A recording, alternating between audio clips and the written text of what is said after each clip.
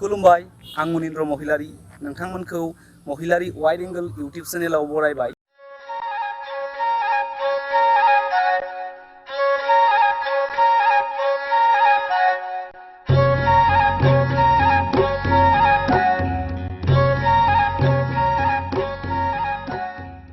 दिनैनि बे ब्लग भिडिअआव आं नोंथांमोननो दिन्थिनो नागिरदों उदालगुरि जिल्लानि सिङाव थानाय खैराबारि सिनाकवाना बियाबनि बाथौ धोरोमनि दासिमनि देरसिन बाथौ थानसालि। बे बाथौ थानसालिनि मुङा हिरिम्बा बाथौ थानसालि।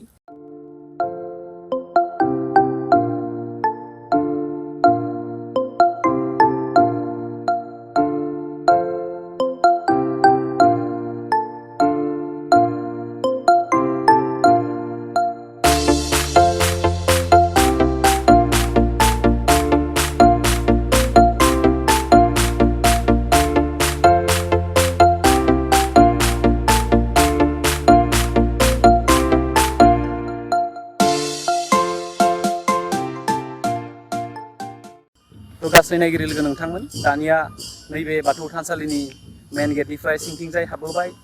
बेवहाय जोबोर समायना नुथाय। दासिमबो आं जोंनि बाथौ धोरोमनि बेबायदि देरसिन थानसालि नुनो मोनाखै।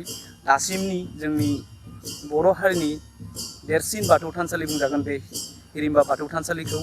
बेनि जा समायना नुथाय लोगोसे जोबोर मोजां नांदों बेवहाय। मानो होनब्ला बर' हारिनि गिबि धोरोम जोनोमजों फैखानाय धोरोम बेनो जाबाय बाथौ धोरोम।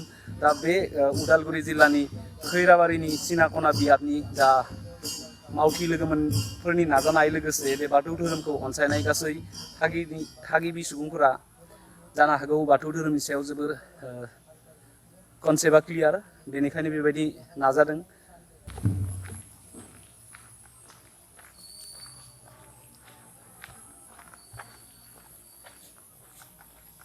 नैबे हिरिम्बा बाथौ थानसालिनि हाबलांनाय जा थानसालिसिम हाबलांगोन बेनि गेट, बेनिफ्राय गासै धोरोम सिबियारि बिथांमोना जुथा सेन्देलखौ बख'नानै सिंथिं हाबलांनांगौ। लोगोसे बे हिरिम्बा बाथौ थानसालिनि जा बाउन्डारि एप्रक्सिमेटलि 10 निफ्राय 15 बिगानि गेजेराव जानो हागौ। आइडिया मोनाखै, अब्लाबो 10 निफ्राय 15 बिगानि गेजेराव जानो हागौ।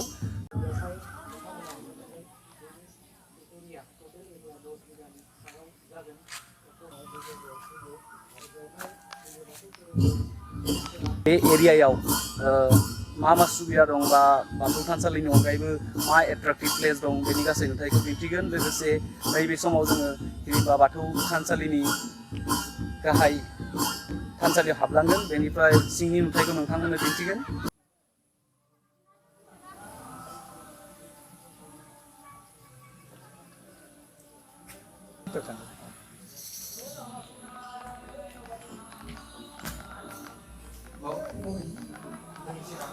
दानिया आं नैबे हिरिम्बा बाथौ थानसालिनि गाहाय थानसालि बेवहाय हाबबोदों।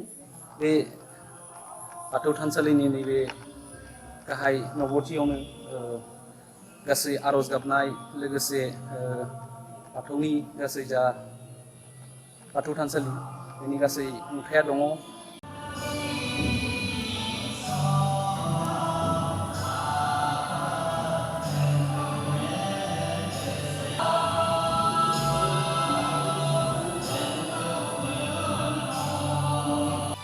हिरिम्बा बाथौ थानसालिनि नैबे गाहाय बाथौ, बेयावनो मोजाङै हेबनानै दोनदों औवाजों, आरो लोगोसे नैबे मोनाबिलि समायाव बेवहाय आलारि बाथि फोजोंनाय जादों। मोनाबिलिनि 5 बाजिबाय जानांगौ। तो जोबोर समायना बेनि नुथाया। लोगोसे जा बाथौ धोरोमखौ मेहेरगोनां खालामनायाव नैबे हिरिम्बा बाथौ थानसालिया जोबोर मोनसे एक्टिभ रल लादों।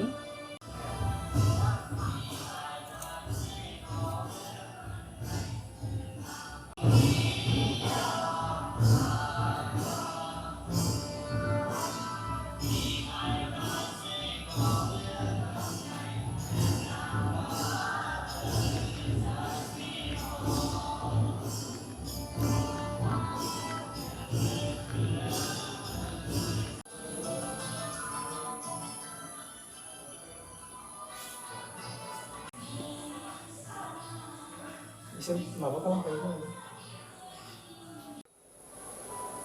मोनसे दुगान थांखिया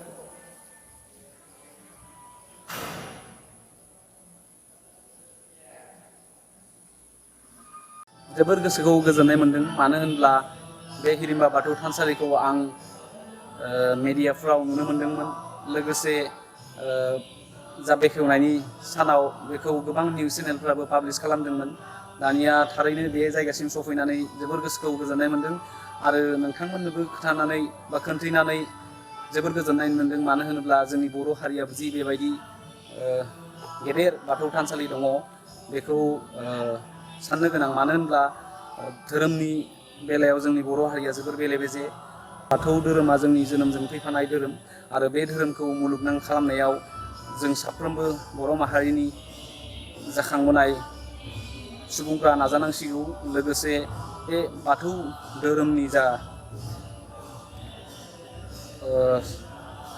एक्टिभ सुबुंफोर दङ बा बेखौ मा बुंगोन गाहाय गुरु बिथांमोना बाथौ धोरोमनि सायाव एक्सप्लेन खालामनांसिगौ मानो होनब्ला गुबुन हारियाबो बाथौ धोरोमनि सायाव बुजिनो हानाय मोनदांनो हानाय गासै मिन्थिनाय खोथाफोरखौ शेयार खालामनांसिगौ लोगोसे बे बाथौ धोरोमखौ थाबैनो मुलुगनां दरबाराव लांनो थाखाय जोंनि खायसे गोदोनि नेमखान्थिफोरखौ सोलायनानै मोजाङै मोजां आपडेटेड खालामनानै दिन्थिनांसिगौ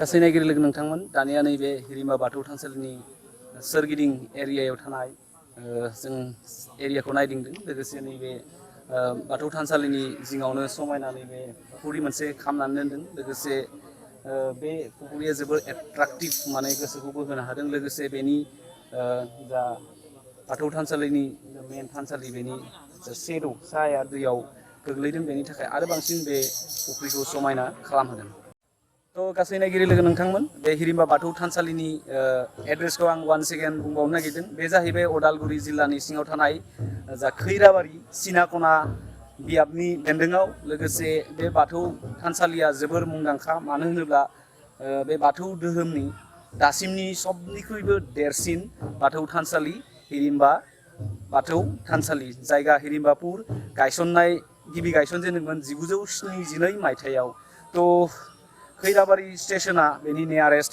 रेलवे स्टेशन बेवहाय नोंथांमोना फै बेवहाय नायगिदिंनो थाखाय जोबोर समायना लोगोसे आं गोसोखौ जोबोर गोजोननाय मोन्दों मानो होनोब्ला बे हिरिम्बा बाथौ थानसालिखौ आं गोबां निउस इउटिउब चेनेलफ्राव नुदोंमोन नाथाय बेनि गासै डाटाखौ एक्सप्लेन खालामनाय मोनैनि थाखाय आंनि गोसोआ गुद गुद मोनबाय थादोंमोन बेनिखायनो गोबां नाजानानै गावनि मुखुब समखौ दोनथ'नानैब्लाबो दिनै साखाथिनिनो सासे लोगो बिथांजों बेसिम सफैदों थ' गासै नायगिरि लोगो नोंथांमोन मोनाबायानो अलमस्ट थ' बेनि जा भिडिअनि रिजुलेसन क्वालिटि बे गोसोम जानो हागौ बेनि थाखाय नोंथांमोननियाव निमाहा बिनाय थाखाबाय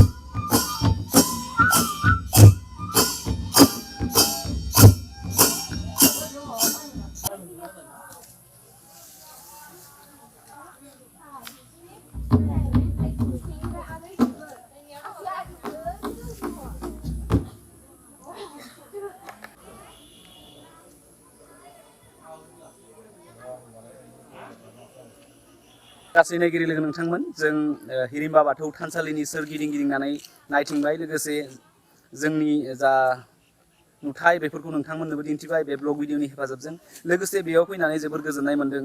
बे हिरिम्बा बाथौ थानसालिया सिनागना बियाबनि बेन्दोङाव लोगोसे बे हिरिम्बा बाथौ थानसालिनि सिङावनो थेन्थामालि जा खेराइसालि बा जारा फाग्ला थेन्थामालि खेराइसालि बेनि जा हारिमु सोलोंसालि बा हारिमु सोलोंनाय मावबादाया जागासिनो दङ। बेवहाय थारैनो बर'नि जा हारिमु बेनि नुथायखौ बेयाव नुनो मोन्दों। थ' खाफाल मोजां मानो होनब्ला बे हिरिम्बा बाथौ थानसालियाव सफैनानै थारैनो गोजोननाय मोन्दों। लोगोसे नोंथांमोनाबो फै बे हिरिम्बा बाथौ थानसालिनि गासै नेमखान्थिया अल बाथौ महासभानि बेन्दोङाव बे अल बाथौ महासभानि गासै नेमखान्थि बायदि बेखौ सोलियो।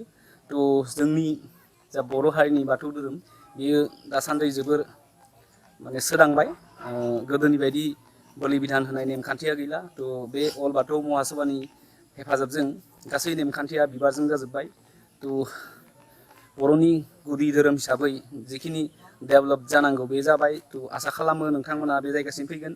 लोगोसे डेसक्रिपसननि सिङाव थांनाय फैनायनि गासै कमिउनिकेसननि डिटेल्सखौ लिरनानै होगोन। बेलासि जाबाय नोंथांमोना नुनो मोन्दों प्राय अलमस्ट मोनाबाय। थ' फाइनेलि दिनै बे हिरिम्बा बाथौ थानसालिखौ नुफैनानै जोबोर गोजोननाय मोन्दों। लोगोसे बेसिम फैनायाव बेनिनो लकेलिटि डिमाकुसिनि बिथां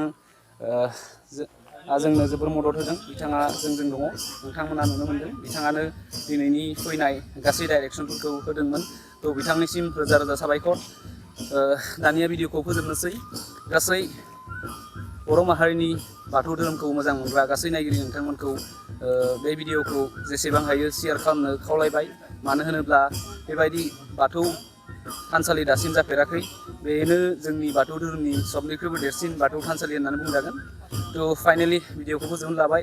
लोगोसे नोंथांमोना बेवहाय बेरायफैनो हागोन। बेवहाय बेरायथिंनायनि थाखाय फिसा पार्क मोनसे दङ। गासै 10 to 14 एप्रक्सिमेटलि बिघाया जानो हागौ बेनि एरियाया।